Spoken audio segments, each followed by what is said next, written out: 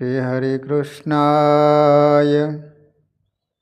घनश्यामाय नीलकण्ठाय सरयूदासाय नमो नमः।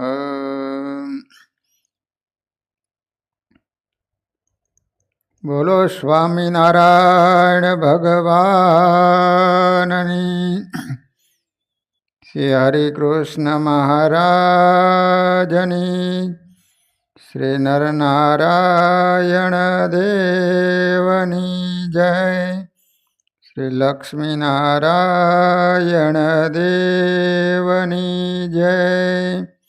श्री बड़देव जी महाराजनी जय।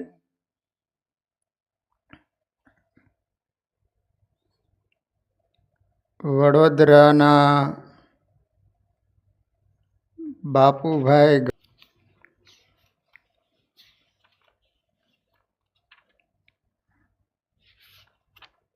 સયાજીરાવ સરકારના કહેવાથી વડતાલમાં સ્વામિનારાયણ ભગવાનની પાસે આવ્યા છે. મહારાજે સમાધિ કરાવી છે. સમાધિમાં બાપુ સાહેબને અનેક દિવ્ય ધામોના દર્શન કરાવ્યા છે. સમાધિમાંથી ઊભા થઈ ભગવાનની પ્રાર્થના કરે છે કે હે મહાપ્રભુ,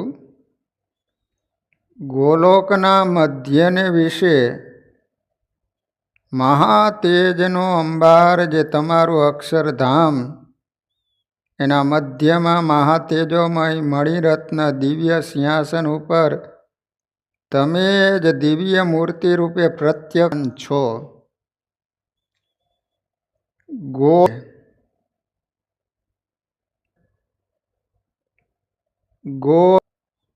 લોક એટલે પ્રકાશમય એવો લોક, એને મધ્યે દિવ્ય સિંહાસન ઉપર તમે બિરાજમાન છો. કૃષ્ણ ભગવાનનું જે ધામ છે એનું નામ ગૌલોક કહેવાય. વચનામૃત વાંચો ત્યારે પરથારામાં ગોલોક મધ્યે એવું અક્ષરધામ, એટલે મહારાજની મૂર્તિમાંથી નીકળતું તેજ એને ગોલોક કહેવાય છે. તે સર્વ મેષોન્મેષ રહી તમારા મુખને જોઈ રહ્યા છે. મેષોન્મેષ એટલે આંખનું પલકારું પણ મારે નહીં, આમ ને આમ સ્થિર એક મીટે અક્ષરધામના મુક્તો મહારાજની મૂર્તિની સામે જોઈ.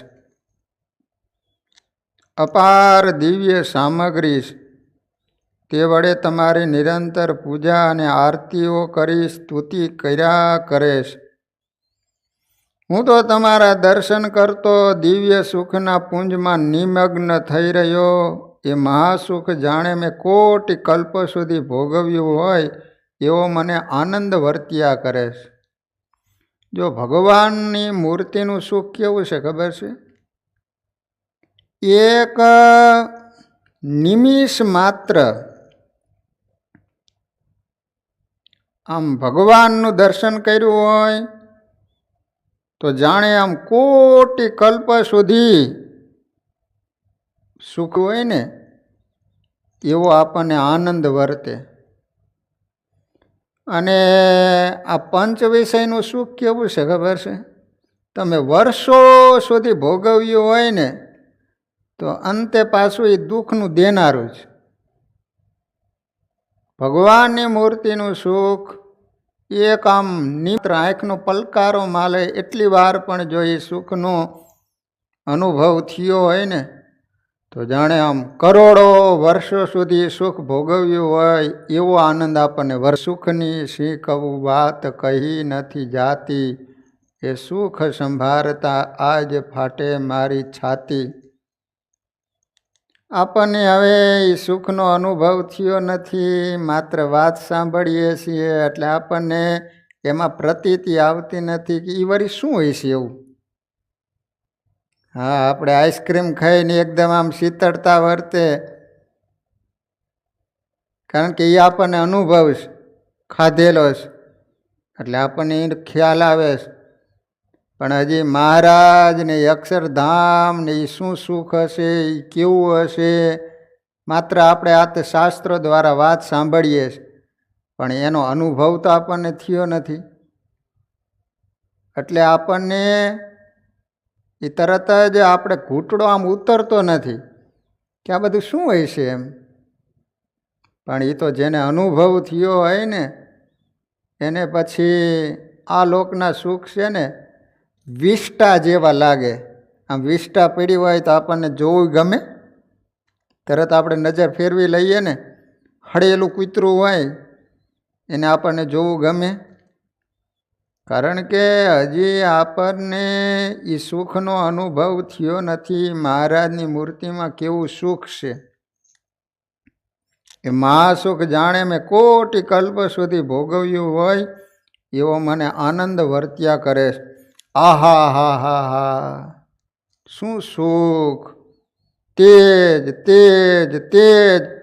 ઓ મહાપ્રભુ, ધન્ય એ તમારું મહાતેજોમય દિવ્ય ધામ, ધન્ય તમારી કરુણા રસમય મહાતેજોમય મૂર્તિ, અને ધન્ય તમારા મહાતેજોમય દિવ્ય મુક્ત.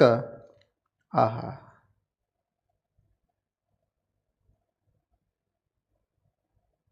ઓલો જોધો ભરવાડ હતો ને તે મહારાજના થાળમાં દૂધપાક હતું. જોધાને કીધું કે જોધા લે આ પ્રસાદીનો દૂધપાક.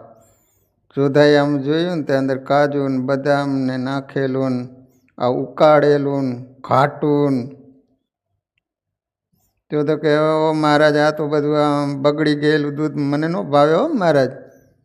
આમ એવું મોઢું બગાડ્યું ને.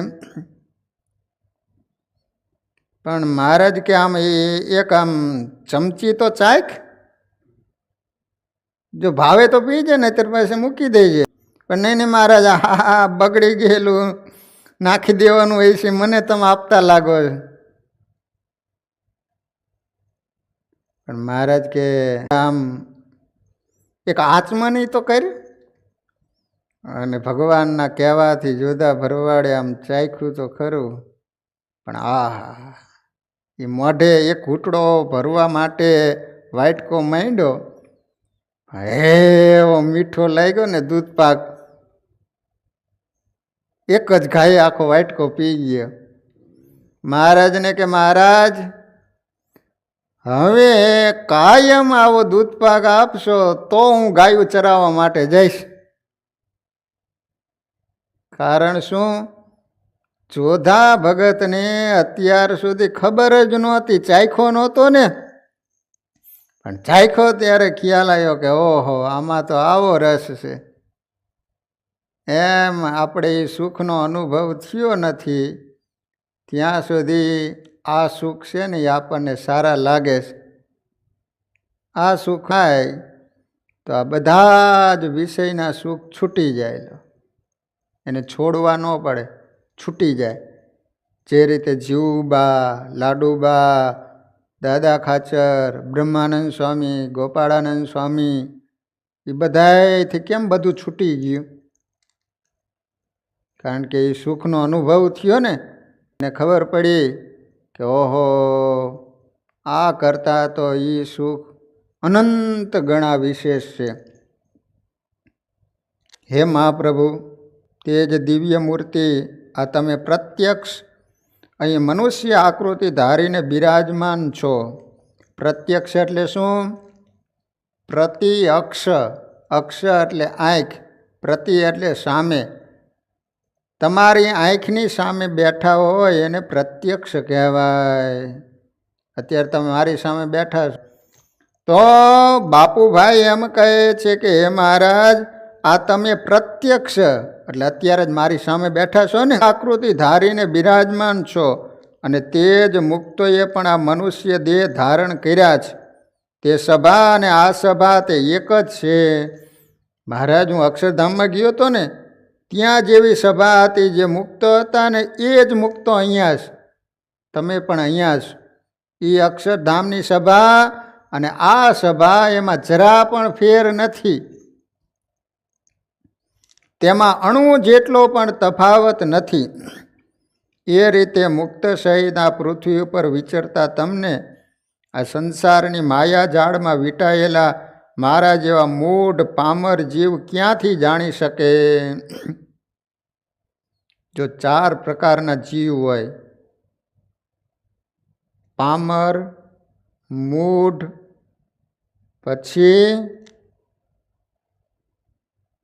પછી મુક્ત અને અનાદિ.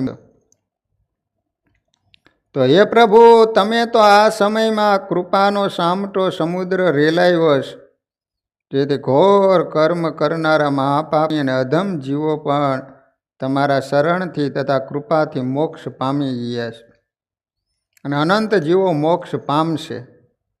અધમ જીવો હતા ને, અધર્મી માણસો હતા, પણ એ મહારાજ તમારા શરણે આવી ગયા ને બધા અધમ જીવોને તમે ઉદ્ધાર કરી નાખ્યો. અને હજી પણ કેટલાય જીવો તમારા યોગમાં આવશે. બધા જીવોનું આપ કલ્યાણ કરનારા છો. હે દયાનિધિ શ્રી હરિ, હું ઘણું શું કહું. તો તમે આ સંસાર સાગરમાં ડૂબકા ખાતો હતો ત્યાંથી બાઈ ઝાલી તાણી લીધો છે. તો હવે મારાથી અજ્ઞાનપણે થયેલા અપરાધની ક્ષમા કરો. માતા જેમ પોતાના બાળકના દોષો સામું ન જોતા હંમેશા એના પર કૃપા દ્રષ્ટિ રાખે, તેમ હે પ્રભુ, અપરાધ માફ કરી મને નિરંતર તમારા શરણમાં રાખો. મા હોય ને, એના છોકરામાં કોઈ દી એને દોષ ન દેખાય. મા છે ને હંમેશને માટે કૃપા દ્રષ્ટિ જ રાખતી હોય. સતત માની આંખમાંથી અમી જ વરસતી હોય. કદાચ છોકરો ગમે તેવું તોફાન કરીને આવ્યો હોય, ગમે એટલું નુકસાન કરીને આવ્યો હોય, છતાંય મા છે ને બધું જ જતું. એમ હે મહારાજ, તમે પણ મારા માત પિતા છો, હું તો બાળક છું. જાણતા અજાણતા કેટલાય બધા મેં અપરાધો કર્યા છે. તો એ મહારાજ, બધા અપરાધો ગુનાઓને આપ ક્ષમા કરજો. તમારા શરણમાં રાખો. એ રીતે ગદગદ કંઠે અતિ નમ્રપણે ઘણી સ્તુતિ કરી શ્રીહરિના ચરણ કમળમાં પોતાનું મસ્તક નેત્રજળ માથું મૂકી આંખમાંથી દળ દળ આંસુ પડવા માંડ્યા. મહારાજના ચરણ હતા ની પલળી ગયા, પગ પલાળી દીધા. લો, એટલા બધા આંખમાંથી આંસુ માંડ્યા વહેવા. પછી એમને શ્રીહરિએ 2 હાથ ઝાલી ઊભા કર્યા, હૃદયમાં ભીડીને મળ્યા. પછી અભય વરદાન આપતા થકા બોલ્યા, હે બાપુ સાહેબ, તમે તો અમારા જ છો, પૂર્વના મહામુક્ત છો, મહાસમર્થ છો, પણ તમને અસત દેશ કાળનો સંગ થવાથી માયાનું આવરણ થઈ ગયું હતું. લો મહારાજ કે તમને એવા માણસોનો સંગ થઈ ગયો હતો ને, હવે આવરણ છે એ હટી ગયું, હવે અમારા ભગત બની ગયા. હવે તો આ સર્વ બેઠેલા મુક્તની પંક્તિમાં મોહબત ભીડ્યા છો, માટે નિર્ભયપણે ગ્રહસ્થાશ્રમમાં રહી ભજન કરો. આ તમારી માથે બાંધો અને સર્વ વસ્ત્ર પહેરો. એવા શ્રીહરિના અમૃત વાક્યો સાંભળીને બાપુભાઈ હાથ જોડીને બોલ્યા કે મહાપ્રભુ, તમે અતિ કૃપા કરી મને સંસારરૂપ અંધકૂવામાંથી કાઢી માયાના આવરણને ટાળી નાખ્યું. તેથી હવે મારે સંસારમાં ફરી જવું નથી. મહારાજને કે મહારાજ, હવે મારે ઘરે જવું જ નથી, તમારી સેવામાં તમારી સાથે અખંડ રહેવું છે. મેં જે તમારું દિવ્ય સુખ ભોગવ્યું તેની નિરંતર સ્મૃતિ વડે આ જગત ક્ષણિક ક્ષણને નાશવંત દેખાય છે. તેથી કરીને દેહ, ગે, સ્ત્રી, પુત્ર, ધન આદિ સર્વેનો મારા અંતરમાંથી પ્રલય થઈ ગયો છે. હવે તો માત્ર એક તમારા ચરણ કમળમાં જ મારું ચિત્ત દ્રઢપણે ચોટેલું છે. મારા સંચિત અને ક્રિયમાણ કર્મ સર્વ નાશ પામ્યા હોવાના બાકી છે. માટે તેનો ક્ષય થતાં સુધી આ તમારા સંતજનના ચરણ રજમાં પડી રહી નિરંતર તમારી અને સંતની સેવા કરું એવી મારી ઉપર દયા કરો. કહેવાય છે નહીં, કારણ કે મારે માત્ર તમારી મૂર્તિનું જ અવલંબન છે. પછી શ્રી હરિ બોલ્યા કે બાપુ સાહેબ, તમે અમારી આજ્ઞાથી ઘરે જાઓ. હવે તમને આ સંસાર બંધન કરશે નહીં. અમારે તમ દ્વારા બીજા ઘણા જીવોનો સમાસ કરવો છે. એમ કહી સભામાં બેઠેલા નારાયણજી ભાઈ પાસે આવીને પોતાના હાથે બાપુ સાહેબને આપીને કહ્યું, લ્યો આ અમારું સ્વરૂપ છે, એની નિત્ય પૂજા કરજો. જો ભગવાને એક મૂર્તિ આપી, એ પેન્ટર હતા, મિસ્ત્રી હતા, તો પોતે મૂર્તિ બનાવતા હતા. એ જમાનામાં નારાયણજી ભાઈએ કરેલી મૂર્તિઓ આજે પણ કેટલાય સંતો અને મંદિરોમાં છે. તો એ મૂર્તિ હતી ને, એ બાપુભાઈને સ્વયં ભગવાને આપી કે બાપુભાઈ, આ મૂર્તિની તમે દરરોજ સેવા કરજો, પૂજા કરજો. બાપુ સાહેબ કે ઠીક મહારાજ, હું નિત્ય પૂજા કરીશ, પણ આ તમે જેવા પ્રત્યક્ષ બિરાજમાન છો અને મારી સાથે વાતચીત કરો છો, મારું અજ્ઞાન ટાળો છો, મારી ભૂલ દેખાડો છો અને અપાર સુખ આપો છો, તેમના વિના મારાથી ઘેર કેમ રહેવાય છે? મૂર્તિ આપી એમાં પ્રગટપણે બિરાજમાન છીએ એમ તમે નિશ્ચય જાણજો. મહારાજ કે અમે આ મૂર્તિમાં તમારા ઘરે કાયમ રહીશું, અમે સ્વયં ત્યાં બિરાજમાન છીએ એવી જ ભાવના રાખજો. મૂર્તિ છે એવું નહીં, સ્વયં ભગવાન જ બિરાજમાન છે આવી ભાવના રહીને અમે તમારી સર્વે પૂજા અંગીકાર કરીશું. પ્રસંગ આવે તમારી સાથે વાતચીત પણ કર, તમારી ભૂલ દેખાડીશું, તમને મનવાંછિત સુખ પણ આપીશું. હોય ને તો એવી ભાવના નહીં રાખવાની કે આ ધાતુ પાષાણની મૂર્તિ છે, આ તો ચિત્ર પ્રતિમાની મૂર્તિ છે, એમ નહીં. સાક્ષાત ભગવાન બિરાજમાન છે આવી પ્રગટ ભાવના રાખે તો ભગવાન તમારી હારે વાત કરે, ભગવાન તમારી ભૂલ દેખાડે, તમને સુખ આપે. માટે તમે ઘરે જઈ સુખેથી ગ્રસ્તાશ્રમમાં રહીને ભજન કરો. સમયે છે અગર ઈચ્છા થાય ત્યારે અમારા દર્શન કરવા આવજો. પછી બાપુ સાહેબે શ્રીહરિની પૂજા કરવાનો સંકલ્પ કર્યો. તે જ સમયે ગોપાળાનંદ સ્વામીએ પોતાના બે હાથ ઊંચા કર્યા એટલે શ્વેત દીપમાંથી નિરંમુક્તે ષોડશોપચારના સાહિત્ય ભરેલી બે મોટી દરભની છાબો આપી. તે જેમ કોઈએ પાસેથી આપી હોય એમ લઈને સભા વચ્ચે મૂકીને કહ્યું, બાપે સાહેબ લ્યો આ દિવ્ય ઉપચાર વડે શ્રીહરિની પૂજા કરો.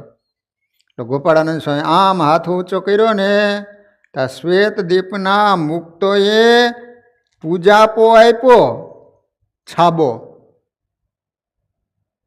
વિચાર કરો. બાપુ સાહેબને આપીને કીધું કે લ્યો ભગવાનની પૂજા કરો. પછી તેમણે તે સાહિત્ય લઈને અતિ પ્રેમથી શ્રીહરિની પૂજા કરવા માંડી. પ્રથમ શ્રીહરિના લલાટે કેસર કસ્તુરી મિશ્રિત કરેલા સુગંધીમાન મલ્યાગર ચંદનની અર્ચા કરી. તે મધ્યે સુંદર કુમકુમનો ગોળ ચંદ્રક કર્યો, ચાંદલો કર્યો. પછી ગુલાબ, મોગરા, ચંપા, ચમેલી, ગુલદાવદી આદિ સુગંધીમાન પુષ્પો શ્રીહરિના કંઠમાં આરોપ્યા અને ભુજા ઉપર તે જ પુષ્પના બાજુબંધ બાંધ્યા. ભુજા એટલે અહીંયા ફૂલના બાજુબંધ. હાથે ગજરા બાંધ્યા. પાઘમાં બે બાજુએ પુષ્પના તોરા અને બે કાન ઉપર પુષ્પના ગુચ્છ ધરાવ્યા. પછી સ્વામીની પ્રેરણાથી સ્વર્ગમાંથી ઇન્દ્ર તત્કાળ બ્રાહ્મણનું સ્વરૂપ ધારણ કરી નવા અને અમૂલ્ય વસ્ત્રની પોટલી લાવ્યા. ઇન્દ્ર લાવ્યા. બોલો કેવું હશે હે? સ્વામી આમ ઈશારો કર્યો ને, સ્વર્ગમાંથી ઇન્દ્ર આવ્યો વસ્ત્રો લઈને આવ્યા. તે છોડીને સોનેરી સુરવાર અને જરીવાળો જામો શ્રીહરિને પહેરાવ્યો તથા મસ્તક ઉપર સોનેરી પાગ બાંધાવી. ખભે ભારે સોનેરી છેલું ધરાયું. બીજું સોનેરી છેલું કટીએ બાંધ્યું. કટી એટલે આમ કેડે બાંધ્યું. પછી પોતાના હીરા મોતીના અમૂલ્ય ઘરેણા પ્રથમ શ્રીહરિને સન્મુખ અર્પણ કર્યા હતા. તે જળમાં ધોઈ શુદ્ધ કરી શ્રીહરિને પહેરાયો. પછી પોતાની કેડે બાંધેલી વાસળી છોડીને તેમાંથી 125 સોના મોર કાઢી શ્રીહરિ આગળ ભેટ મૂકી. સોના મોર 125. એ જમાનામાં માણસો લૂંટી ન જાય એટલે કપડાની એવી થેલી કરે, આમ લાંબી લાંબી, અને એની અંદર આમ પૈસા ભરી દે અને પછી આમ કેડે બાંધી દેતા. એને વાસળી કહેતા. ઓલી વગાડવાની નહીં, ઓલી કપડાની પૈસા ભરવા માટેની. હા, એમાંથી 125 સોના મોર કાઢી ભગવાનને ભેટ મૂકી અને ભારે અમૃત જેવા અનેક જણા મેવા ભરેલી છાબ અને નાથ ભગતે આપેલો બરફી પેંડા ભરેલો થાળ શ્રીહરિ આગળ અર્પણ કર્યો. એ રીતે ધૂપ, દીપ આદિ ષોડશોપચાર વડે શ્રીહરિની મહાપૂજા કરી પછી કપૂરની આરતી ઉતારવા માંડી. કપૂરની આરતી તે વખતે દર્શન કરવા માટે લાખો માણસો ઉપરા ઉપરી પડતા હતા. તેમજ આકાશમાંથી અનેક દેવના વિમાનોની ઠઠ ભરાઈ હતી. તેમને અનહદ વાજિંત્ર વગાડ્યા. આકાશમાં દેવતાઓએ વાજિંત્ર વગાડ્યા. સુગંધિમાન પુષ્પ વૃષ્ટિ કરી. આથી 10 દિશામાં જય જયકાર શબ્દ વ્યાપી રહ્યો. એ રીતે આરતી કર્યા પછી શ્રીહરિને પુષ્પથી વધાવી અતિ હેત કરી સાષ્ટાંગ નમસ્કાર કર્યા. પછી આરતીના કપૂરની જવાડા ઉપર પોતાના હાથ ઉપર બાંધેલો કામરૂ દેશનો તાવીતનો ગંડો છોડીને ધર્યો કે તરત ભડ ભડ બળીને ભસ્મ થઈ ગયો. ઓલો બાંધેલો હતો ને તાવીતનો ગંડો, એ છોડીને ભગવાનની પાસે મૂક્યો ને ત્યાં તો હળગી ગયો. પછી સભામાં બેઠેલા સર્વ બ્રહ્મચારી સાધુની યથા હાથ જોડીને પ્રશંસીને શ્રીહરિને સન્મુખ જોઈ રહ્યા.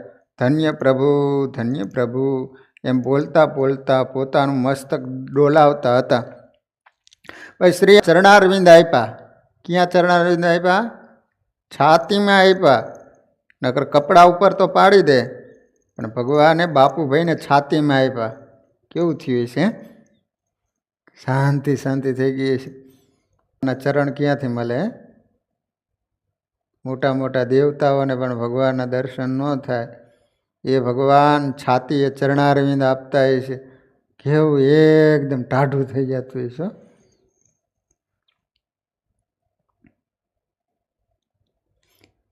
તે લઈને પોતાના મસ્તક ઉપર ધારણ કર્યા. વળી શ્રીહરિ કંઠમાંથી પ્રસાદીના હાર કાઢીને પહેરાવ્યા. ભાગ્યશાળી બાપુભાઈ. અને પોતાના હાથમાં તુલસીની માળા હતી એ આપી. લ્યો, આ માળાની જિંદગી પર્યંત મહામંત્ર જપા કરજો. તેમણે એ માળા હાથમાં લઈ, ઓહો, આ તો મારા મહાપ્રભુએ કૃપા કરીને મને બ્રહ્મશાસ્ત્ર આપ્યું. બોલ, ગોળ ગોળ ફેરવી હતી ને મહારાજે, આ એ પ્રસાદીની માળા આપી. લ્યો, આ બ્રહ્મશાસ્ત્ર છે. તમારે ગમે એવી વાસના હશે ને તો કાપી નાખશે. ત્યારે હવે કટશસ્ત્રની બલાને કોણ હાથ અડાડ એમ કહી પ્રત્યક્ષ ભગવાન મળ્યા. તે બળના છક વડે પોતાની પાછળ ઊભેલા પૂરબિયાઓના હાથમાં જે તલવારો હતી એ બધાયનો હેઠે ઢગલો કરાયો અને પોતે ઊભા થઈ જોરથી એવી તો લાત મારી, તરત જેમ ચીભડું છૂંદાઈ જાય એમ. કેવો બળકાય છે!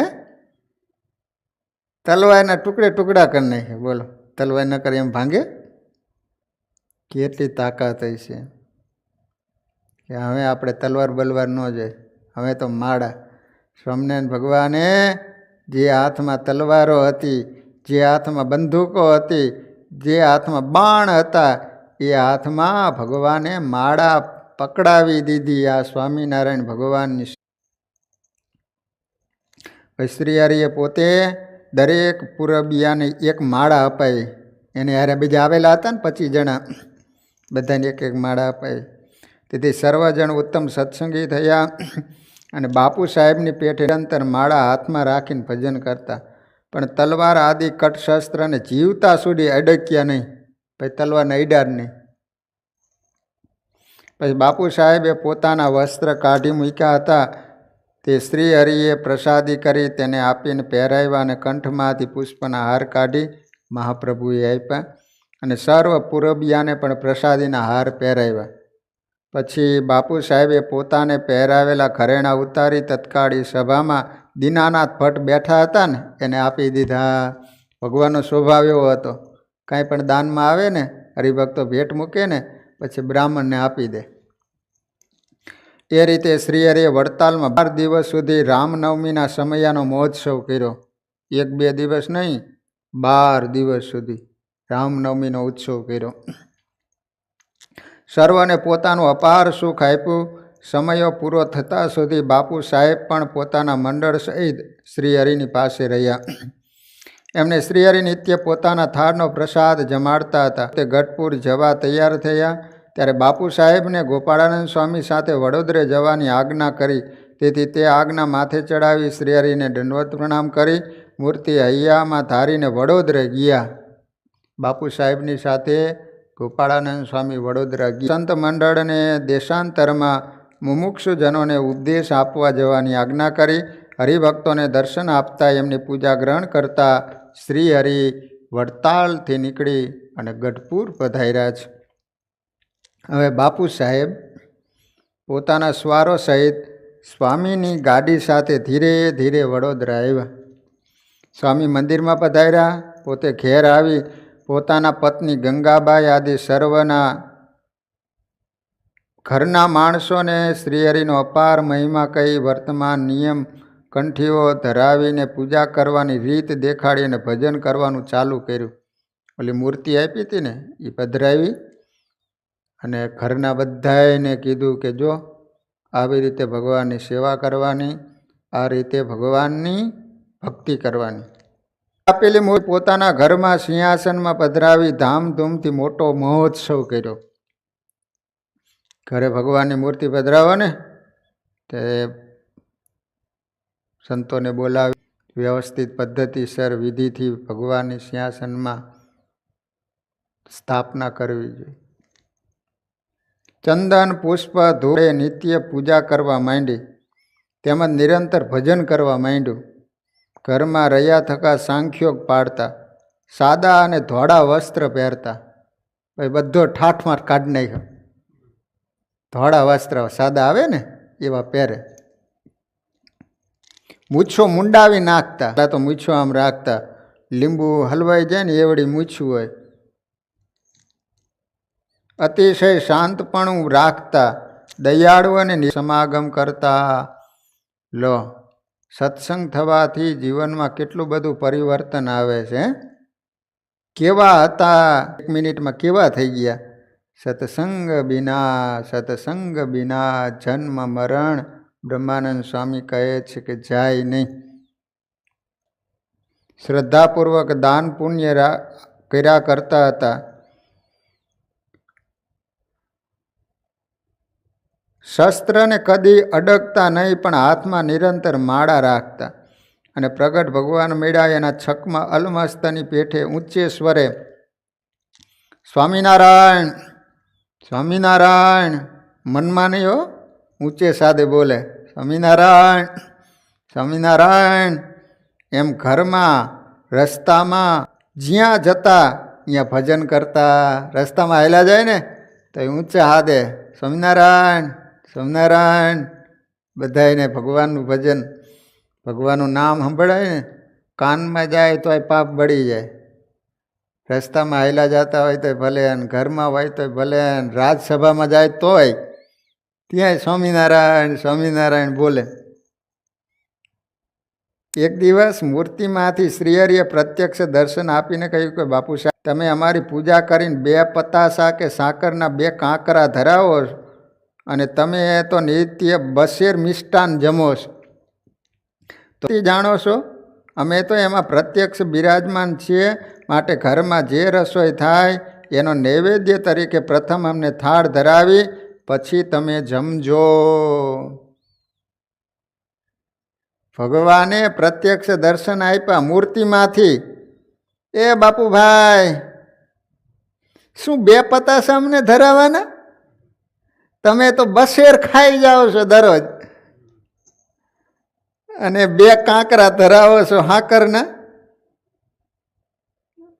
માટે હવે તમારા ઘરમાં તમે જે જમતા હોય એ તૈયાર થાય ને પહેલાં અમને થાળ ધરાવવાનો. જો બધા ગ્રહસ્થોએ ઘરમાં નિયમ જ રાખવાનો.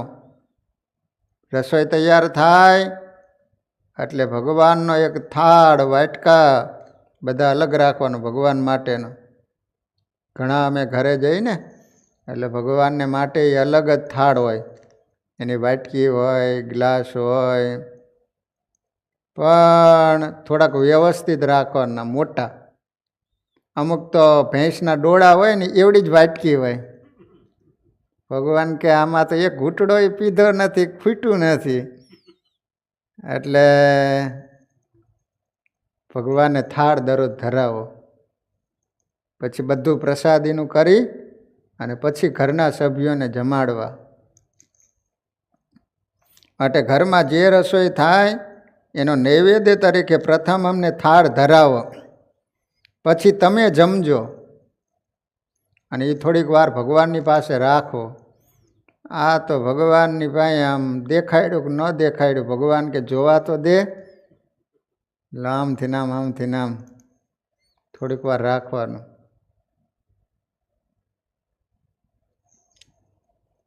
પછી તમે જમજો.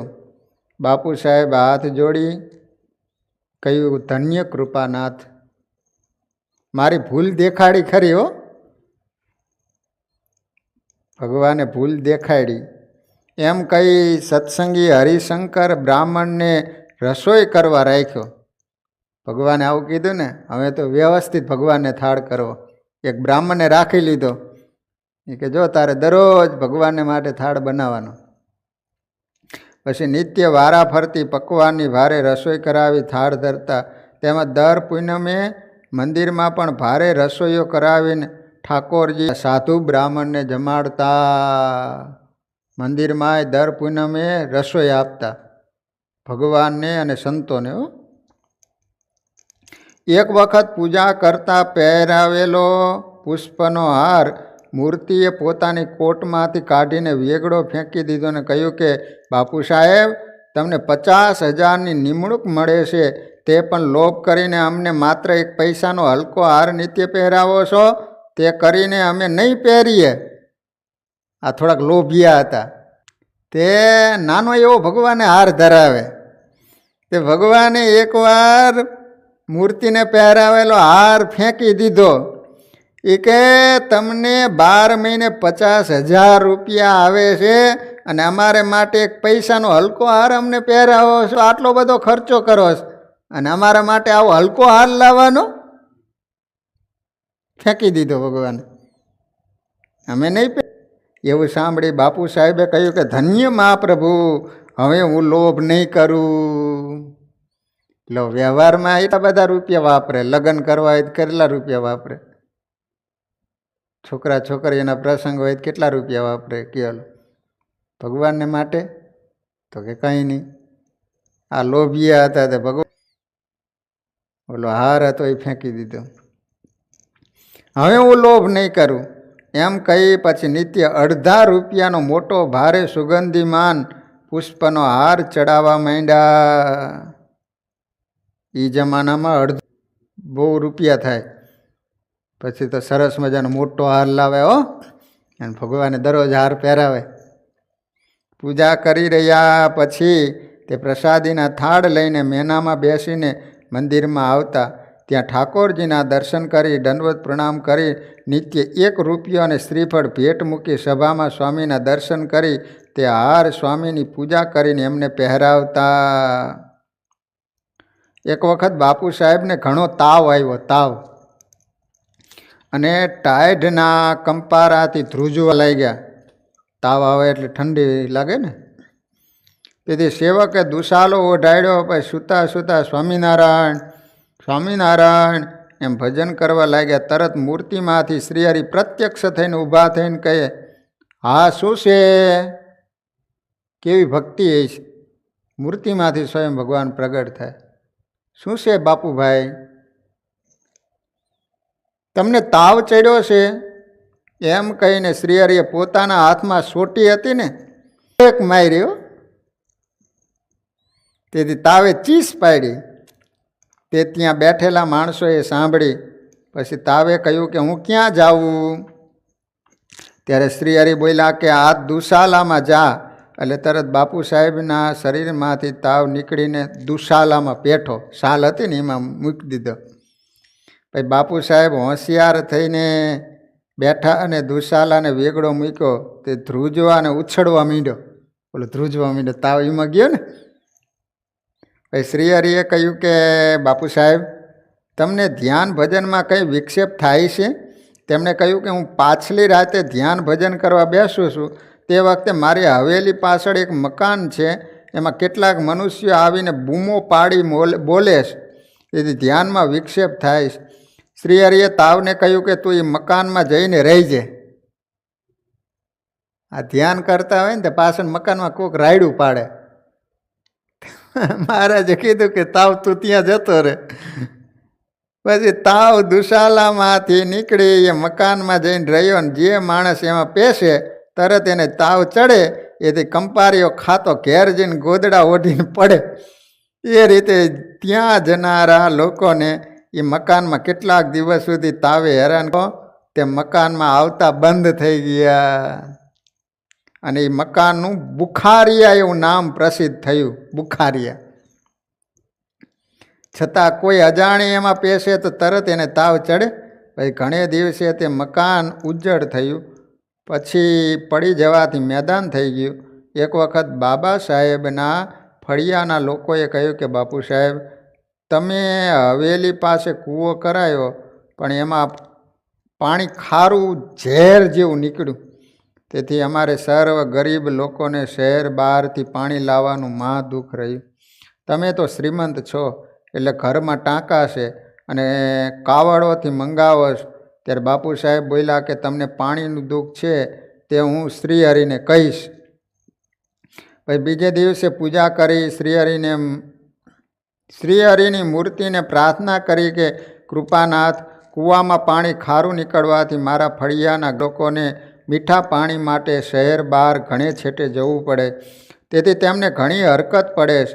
પછી એ મૂર્તિમાંથી પ્રત્યક્ષ શ્રીહરિએ કહ્યું કે બાપુ સાહેબ, અમારું પીધેલું અધરામૃત આજે થોડુંક કૂવામાં રેડજો એટલે પાણી મીઠું સાકર જેવું થઈ જશે. બાપુ શ્રીહરિનું અધરામૃત સ્વામિનારાયણ સ્વામિનારાયણ કહીને કૂવામાં રેડ્યું. તે જ દિવસથી કૂવાનું પાણી મીઠું સાકર જેવું થઈ ગયું. કેવું પડે. બધા શહેરના લોકો એ પાણી પીવાને લઈ જતા. તે પાણી ઘણું જ હલકું, પાચન શક્તિ આપનાર અને રુચિકર સાકર જેવું ઘણું ગુણવાન હતું. અને સરકાર તથા મોટા મોટા માણસો સર્વે એ જ કૂવાનું પાણી પીતા થયા. તેથી એ કૂવાનું નામ શિવરામ ગારદીનો સાકરિયો કૂવો એમ પ્રસિદ્ધ થયું. સાકરિયો કૂવો, સાકર જેવું મીઠું થઈ ગયું ને પાણી. એક વખત બાપુ સાહેબ ભગવાનનું ધ્યાન કરવા બેઠા. તે વખતે એમના ઘર આગળના રાજમાર્ગે થઈ રિવાજ મુજબ લોકો એક શબ લઈને જતા હતા. તેની સાથે ઘણા માણસો રડતા કકડતા જતા હતા, એમ જ પાછળ બૈરેસ કરતા હતા. તેથી બાપુ સાહેબને ધ્યાનમાં વિક્ષેપ થયો અને એ જ રીતે નિરંતર વિક્ષેપ થતો. એથી કંટાળીને મૂર્તિ આગળ પ્રાર્થના કરી કે પ્રભુ, આ રસ્તે થઈને લઈ જતા શબની પાછળ થતી રોક કકડથી તમારા ધ્યાન ભજનમાં મને ઘણો વિક્ષેપ થાય છે, માટે તમે મટે એમ કૃપા કરો. ત્યારે મૂર્તિમાંથી શ્રીહરિ બોલ્યા, હવેથી વિક્ષેપ નહીં થાય.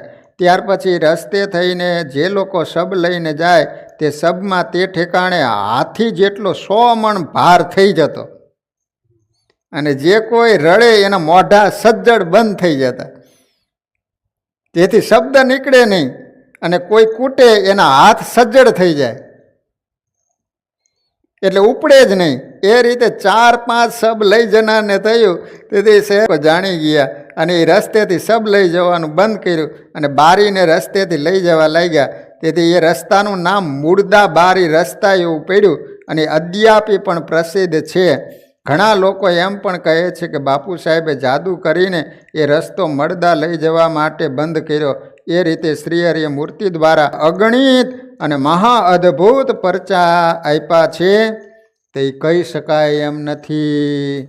આ રીતે સ્વામિનારાયણ ભગવાને બાપુ સાહેબ ગાર્દીને કેવા કેવા પરચા આપ્યા. મૂર્તિમાંથી પ્રગટ થઈને જે દુઃખ હોય એ તરત ભગવાન મટાડી પ્રગટ ભાવ અને પ્રત્યક્ષ ભાવથી જો ભગવાનની સેવા કરવામાં આવે તો આજે પણ ભગવાન આપણી રક્ષા કરે છે. પણ જવાબદારી આપણી બને છે.